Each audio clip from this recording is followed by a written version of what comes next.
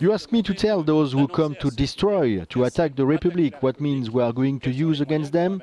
Traditionally, I think that security means not warning opponents about security, of the measures we are going to put in place, but knowing that significant resources will be deployed and that once again our law enforcement agencies will face up to them, including when they are attacked. Earlier, I spoke to our European affairs journalist Stefan de Vries about what measures police are putting in place.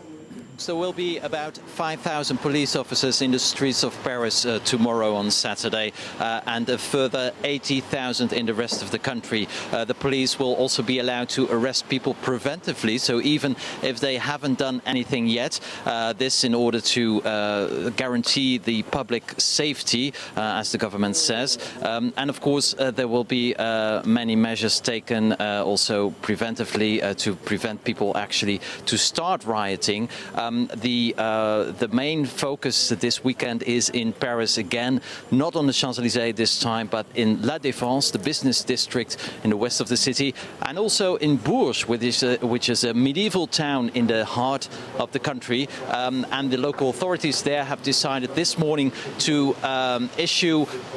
to forbid any demonstrations in the city centre there in Bourges. So there will be two areas where demonstrations and violent demonstrations are expected. That's tomorrow in Paris again and in Bourges. Stefan, last week we saw one of the Yellow Vests' initial leaders, Eric Drouet, facing court action for organising unauthorised protests. But what's the movement become now? Well, there are many.